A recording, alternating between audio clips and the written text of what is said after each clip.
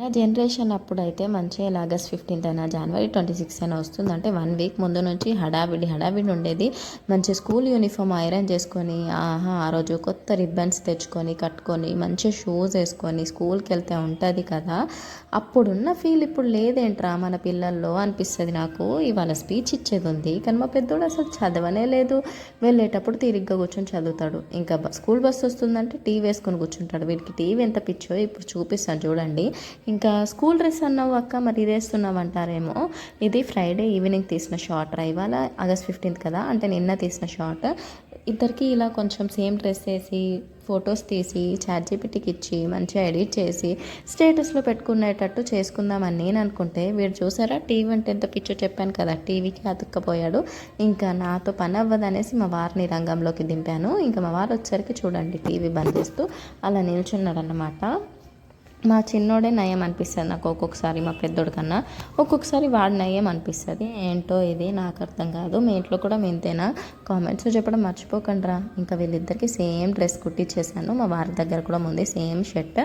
ఇంకా ముగ్గురిని వేసుకోండి అంటే మా వారు అసలు వేసుకోరుగా, నా మాట ఏంటే మా వారు ఎందుకు అవుతారు. కానీ ఇంకా మా పిల్లలు ఇద్దరికైతే సేమ్ డ్రెస్ వేసేసి మంచిగా ఫొటోస్ అయితే దింపాను. లాస్ట్ వరకు చూడండి, మిస్ అవ్వకండి. ChatGPTకి ఇచ్చి ఇంకా మంచిగా ఎడిట్ చేసి పెట్టేసుకున్నాను. ఇంకా అది కూడా మీ క్లిప్లో యాడ్ చేశాను. ఇక్కడ చూసారా రిమోట్ అస్సలు విడిచిపెట్టడం లేదురా, అందుకనే తీసి అక్కడ పెడతాను అయ్యా, అయిపోయిన తర్వాత పట్టుకొని వెళ్ళిపో అని చెప్పాను. ఇంకా 2-3 పోజులు ఇస్తే ఆ పోజులని ఎడిట్ చేసి ఫోటోషూట్ ఇక్కడికి ముగించేసాము. ఇంకా తర్వాత మళ్ళీ మార్కెట్కి వెళ్ళాలి, ఫ్రైడే మార్కెట్ అని చెప్తాను కదా. ఇంకా మార్కెట్కి వెళ్ళాలి కాబట్టి తొందరగా ఇలా కొంచెం సన్ రైజ్ ఉన్నప్పుడే సన్సెట్ కాకముందుకు ఇంకా కొన్ని ఫొటోస్ బాగా వస్తాయి కదా అని తీసామన్నమాట.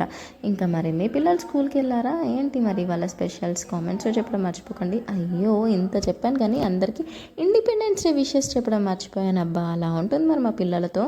ఇంకా మీ అందరికీ happy independence day. School life best life కదా, అదే ఇంకెన్ని కోట్లు పెట్టినా మళ్ళీ తిరిగి రాదు. సో ఇక్కడైతే పిల్లలతో ఇలా కొంచెం ఎంజాయ్ చేయడమే ఇప్పుడు మిగిలిన టైం అన్నమాట. సో ఇది ఇంకా మళ్ళీ మార్కెట్కి వెళ్ళే టైం అవుతుందని చెప్పాను కదా. నా చిన్నప్పుడైతే ఫ్లాగ్ హోస్టింగ్ తర్వాత స్వీట్స్ ఇస్తారు కదా, ఇంకా నేను చెల్లి అవి దాచిపెట్టుకొని ఇంటికి వచ్చి అమ్మమ్మ దగ్గర ఉన్నప్పుడు ఇంటికి వచ్చిన తర్వాత అమ్మమ్మతో షేర్ చేసుకునే వాళ్ళం. లేదు అంటే అమ్మ దగ్గర ఉన్నప్పుడు అమ్మతో షేర్ చేసుకొని తినేవాళ్ళం. కానీ మా పిల్లలు ఉన్నారే అక్కడే కడుపులో వేసుకొని వచ్చేస్తున్నారా. ఏం చేద్దాం, అందరు మనలాగా ఉంటారా ఏంటి?